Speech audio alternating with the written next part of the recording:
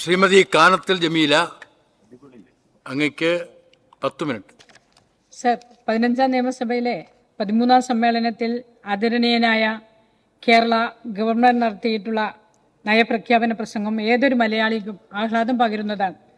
നവകേരളത്തിലേക്കുള്ള അനുസൂത യാത്രയിൽ അതൊരു പ്രകാശ ഗോപുരമായിട്ട് തിളങ്ങി നിൽക്കുകയാണ് സർ.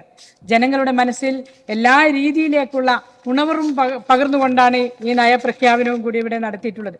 പോയ വർഷം നടപ്പിലാക്കിയിട്ടുള്ള വികസന ക്ഷേമ പദ്ധതികളോടൊപ്പം തന്നെ വരാനിരിക്കുന്ന നാളുകളിലേക്കുള്ള ചുവടുവെപ്പ് കൂടിയാണ് ഈ നയപ്രഖ്യാപനം.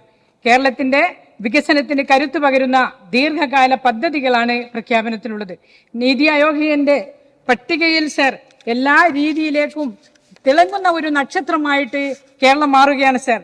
നീതി ആയോഗിന്റെ ആരോഗ്യ സൂചികയിൽ തുടർച്ചയായിട്ട് 4 വർഷവും ഒന്നാമതാണ് കേരളം. ഒരു പ്രത്യേകതയല്ലേ സർ?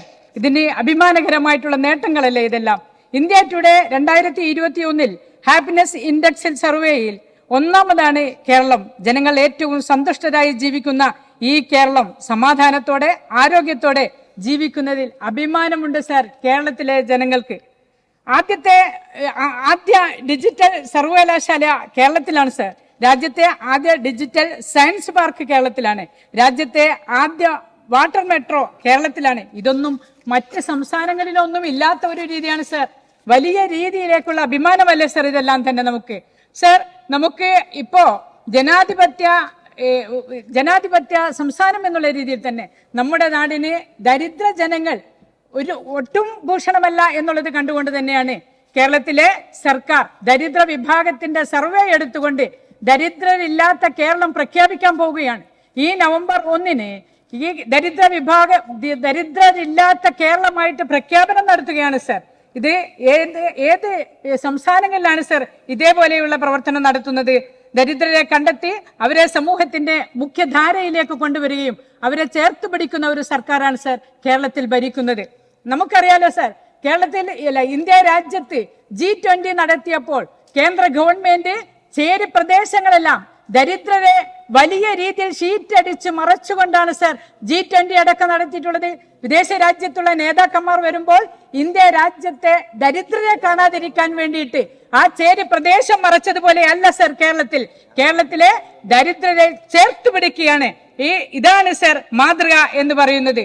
മികച്ച വാർദ്ധക്യ പരിചരണത്തിന് ശ്രേഷ്ഠ അവാർഡ് സമ്മാനം ലഭിച്ചിട്ടുണ്ട് കേരളത്തിന്. അത് നീതി ആയോഗിന്റെ പട്ടികയിലുണ്ട്.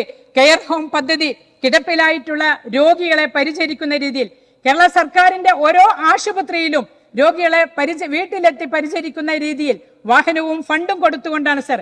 അതേപോലെ തന്നെ നമ്മുടെ തദ്ദേശ സ്വയംഭരണ സ്ഥാപനങ്ങളിലും ഈ കെയർ ഹോം നടക്കുകയാണ്, ഹോം കെയർ നടക്കുകയാണ്. അതേപോലെ നമ്മുടെ മറ്റ് സംഘടനകളെല്ലാം തന്നെ കേരളത്തിൽ ഒരുമിച്ചുകൊണ്ട് ഇതെല്ലാം തന്നെ ഒരു കുടക്കീഴിൽ കൊണ്ടുവരണമെന്ന് നമ്മുടെ മുഖ്യമന്ത്രി പ്രഖ്യാപിക്കുകയാണ് സർ. മാതൃകാപരമാണ് ഈ കേരളം എന്ന് പറയാൻ ഇനി എന്താ സർ വേണ്ടത്? സർ, 64 ലക്ഷത്തോളം ഗുണഭോക്താക്കൾക്കാണ് പ്രതിമാസം 1600 രൂപ പെൻഷൻ കൊടുക്കുന്നത്. 1600 രൂപ എന്ന് പറയുന്നത് ഇതാ നിന്നുപോയിട്ടുള്ള പെൻഷൻ. ഇനി ഒരിക്കലും പെൻഷൻ കിട്ടാൻ പോകുന്നില്ല. UDF-ഉം BJP-യും ഒരേപോലെ വീടുകളിൽ കയറി പ്രചരിപ്പിച്ചത് നമുക്ക് ഓർമ്മയുണ്ട് സർ. ഇലക്ഷന്റെ സമയത്ത് മാത്രമല്ല, പറഞ്ഞുകൊണ്ടിരിക്കുകയാണ് എവിടെയാണ് ഇടം കിട്ടുക അധികാരത്തിൽ കയറാൻ, ഏത് കള്ള പ്രചരണവും നടത്തിക്കൊണ്ട് അധികാരത്തിലെത്തുക എന്നുള്ളത് മാത്രമാണ് സർ UDF-ന്റെ ഒറ്റ അജണ്ട. അതാണ് സർ ഇവർ നടപ്പിലാക്കിക്കൊണ്ടിരിക്കുന്നത്. ഈ കഴിഞ്ഞ വെള്ളിയാഴ്ച 2 ഗഡു പെൻഷൻ കൊടുക്കുകയാണ്. ഓരോ വീടുകളിലെയും ദരിദ്രരുടെ ആ ചിരി കാണുമ്പോഴുണ്ടല്ലോ സർ, അഭിമാനം പുളകം കൊള്ളുകയാണ് നമ്മുടെ ഈ കേരളത്തിൽ. ഈ രീതിയിലേക്കാണ് സർ. സർ, നമുക്ക് 1000 കോടി രൂപ ഓരോ മാസവും ഇപ്പൊ വേണം സർ. ഈ പ്രതിസന്ധി ഘട്ടത്തിലാണ് ഈ രീതിയിലേക്കുള്ള കാര്യങ്ങളെല്ലാം തന്നെ. സാമ്പത്തിക പ്രതിസന്ധി എന്ന് പറയുമ്പോൾ കേന്ദ്രം രാഷ്ട്രീയപരമായിട്ട് ഏതൊക്കെ രീതിയിലാണ് നമുക്ക് ദ്രോഹിക്കാൻ പറ്റുക അതെല്ലാം തന്നെ ചെയ്യുന്നുണ്ട്. എന്നാൽ അതിനൊരക്ഷരം പോലും അനങ്ങാതിരിക്കുകയാണ് ഇവിടെയുള്ള UDF. ഒരക്ഷരം മിണ്ടുന്നില്ല. നമുക്ക് കിട്ടേണ്ടുന്ന വിഹിതം സാമ്പത്തിക പ്രതിസന്ധി നേരിടുമ്പോൾ നമ്മുടെ കേരളത്തിനാണ് ലഭിക്കേണ്ടത്. ഞങ്ങളെ കൂടി ജയിപ്പിച്ചിട്ടുള്ള ഈ കേരളത്തിലേക്ക് വരേണ്ട ഫണ്ടാണ് എന്നുള്ളത് ഒരിക്കൽ പോലും പറയാൻ തയ്യാറാവാത്ത ഈ സ്ഥിതിയിലും കൊടുത്തുകൊണ്ടിരിക്കുകയാണ്. നമുക്കറിയാലോ, ഉമ്മൻചാണ്ടി ഭരിക്കുന്ന സമയത്ത് ആകെ 600 രൂപയായിരുന്നു പെൻഷൻ വേണ്ടത്.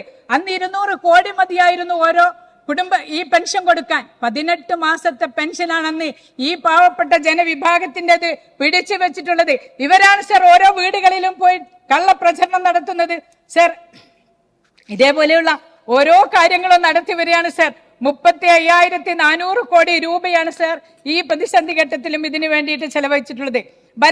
ഭവനരഹിതരായിട്ടുള്ള 4,24,800 കോടി സർ 4,24,800 കുടുംബങ്ങൾക്കാണ് സർ സുരക്ഷിതമായിട്ടുള്ള വീട് ഒരുക്കിയിട്ടുള്ളത്.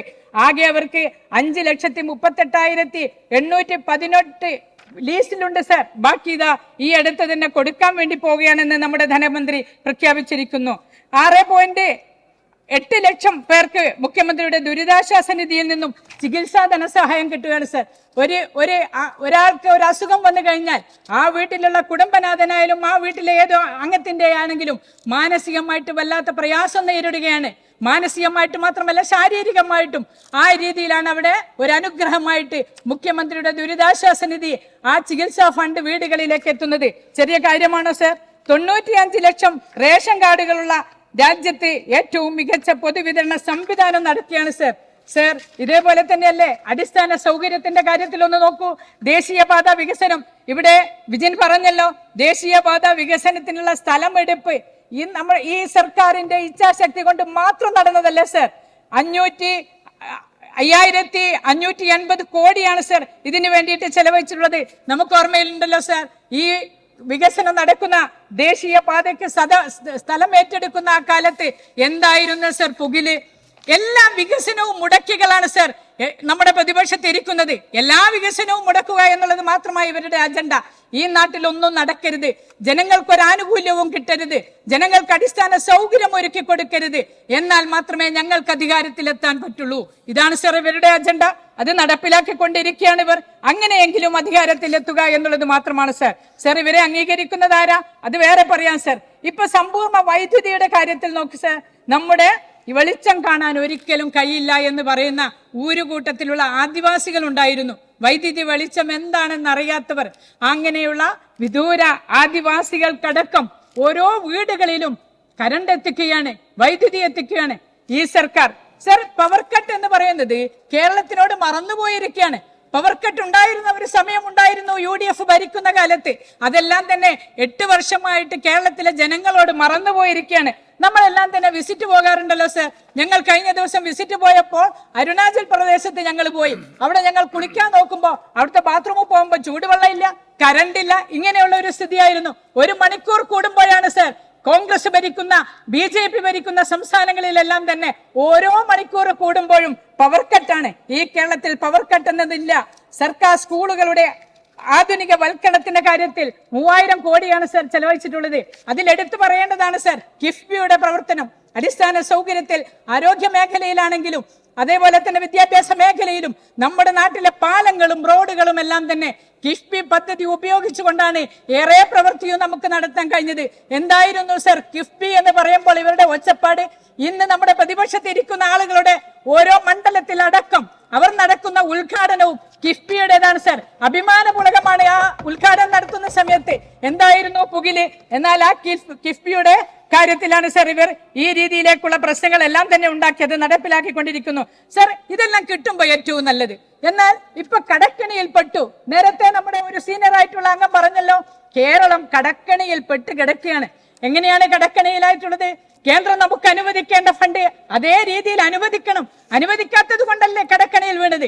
ഈ കിഫ്ബിയുടെ പരിധി അടക്കം കടക്കണിയിലെ കടത്തിലേക്ക് ഉൾപ്പെടുത്തിയിരിക്കുകയാണ്. അങ്ങനെയല്ലേ കടക്കണി വന്നത് സർ? ഇത് പറയുമ്പോ എനിക്ക് ഓർമ്മ വരുന്നത് പണ്ട് മഹാനായ കവി അക്കിത്തം പറഞ്ഞതുപോലെയാണ്, ഞാൻ ആനപ്പുറത്ത് കയറിയിരുന്നത് കണ്ടവരാരുമില്ല, എന്നാൽ വീണത് കണ്ടവരുണ്ട്. നെഗറ്റീവ് ആവുമ്പോ എല്ലാവരും കാണും. അത് ഇപ്പൊ കടക്കണിയിലാണ് കേരളം.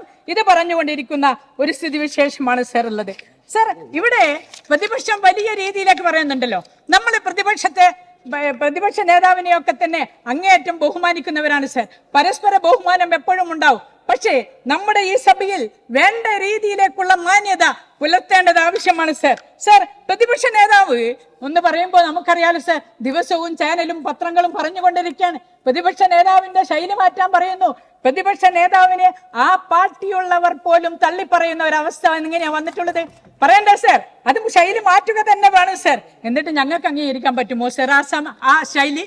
അതുകൊണ്ടാണ് ഞങ്ങൾ പ്രതികരിക്കുന്നത്. പ്രതികരിക്കണ്ട എന്ന് പറഞ്ഞാൽ നടക്കുമോ സർ? ഇതാണ് സർ പ്രതിപക്ഷത്തിന്റെ സ്ഥിതി.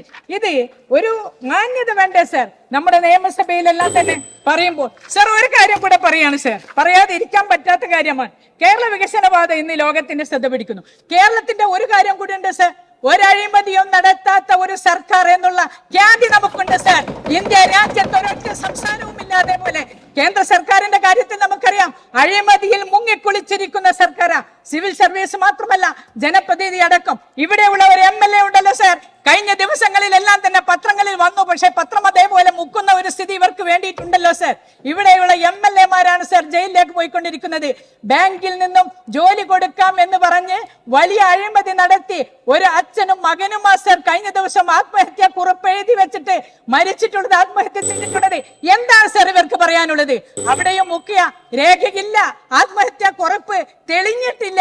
ഇവര് പറഞ്ഞിട്ടുള്ളവർക്ക് നാണമില്ലല്ലോ സർ ഇവർക്ക് പറയാൻ. ഞങ്ങൾക്ക് പറയാനുണ്ട് സർ, ദിവ്യ എന്ന് പറയുന്ന ജില്ലാ പഞ്ചായത്ത് പ്രസിഡന്റ്, അവരുടെ പേരിൽ ഒരാൾ പോലും ആത്മഹത്യാ കുറിപ്പ് എഴുതി വെച്ചിട്ടില്ല.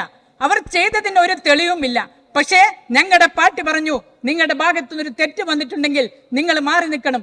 ഞങ്ങൾ ചെയ്തല്ലോ. ജില്ലാ പഞ്ചായത്ത് പ്രസിഡന്റ് സ്ഥാനം നിങ്ങൾ രാജിവെച്ച് മാറി നിൽക്കൂ. നിങ്ങൾ അന്വേഷണം തെളിയുമ്പോൾ ആ രീതിയിലേക്ക് കൊണ്ടുവരാൻ. ഇവരെന്താ സർ ചെയ്തത്? ഇന്ന് കോടതിയിൽ ഹാജരാവേണ്ടതാണ്. നിയമസഭയുണ്ട് എന്ന് പറഞ്ഞുകൊണ്ടാണ് ഇന്ന് ഹാജരാവാതിരുന്നത്. ഇവിടെ കാണുന്നില്ലല്ലോ സർ. എന്തിനാ ഈ ഒളിച്ചുകളി? മുക്കുക എല്ലാം തന്നെ ഇവർക്ക് പറഞ്ഞതാ സർ.